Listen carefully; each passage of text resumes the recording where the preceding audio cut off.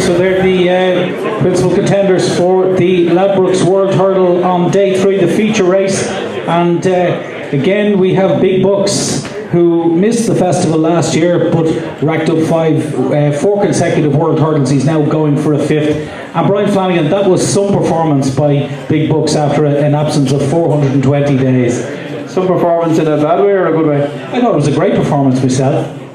You know, to come back after 420 days to get beaten by Carabao, I didn't think it was a good performance. No. But on ground like that to battle through, I thought that even the half-fit Big Bucks should be beating the Carabao easy.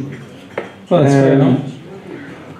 Do you think he'll come on for that run though? Probably will, but if any power turns up in this, I mean, on all known evidence, she looks like she'll destroy him. Well, certainly what you've seen so far with it. You know, I'm sure Willie is seriously contemplating the World Hurdle, but I'm not quite sure the owner as well. Well, I heard the owner is not exactly the owner.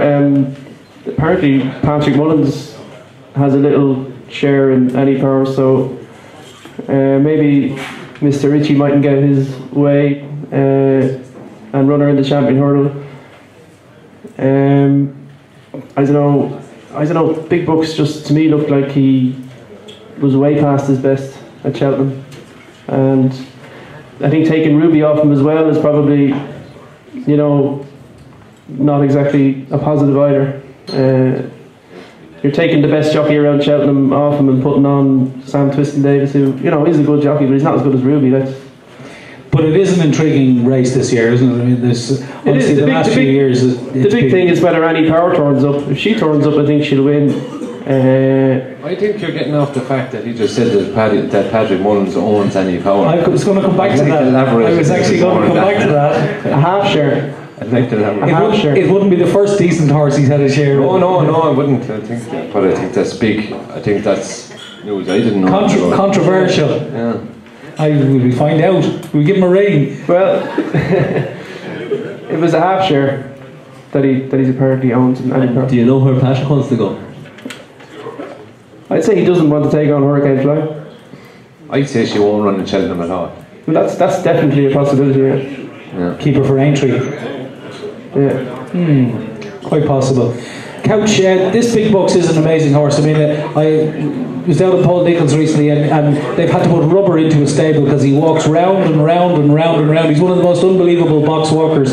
But I asked Paul Nichols why he did that, and he says, I couldn't give a shit what he does in his spare time.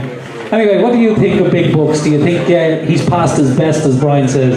No, I got an email from Andy Stewart today, who was out in Barbados, the owner. The horse worked very, very well after racing at Exeter the other day with her old friend Salubrious. One thing about Annie Power, the other horse in the gallop was Petty Zig, who's in the champion hurdle, and he wrote down the other one as well. I forgot what that was, which I shouldn't have done. I apologise. This race, Annie Power, will she get the 3 miles? That's the thing for me. She's such a tag in her races, and the one thing in this race, Andy's got Celestial Ado in this race. That's going to go like shit from a shovel. That is. That's going to go a real gallop. He's what? Sorry. It will go very fast. What horse were you talking about? The one thing you know about Big Bucks is he'll stay longer than Davy Russell at the National One Stallions sale, wouldn't he? You know what I mean?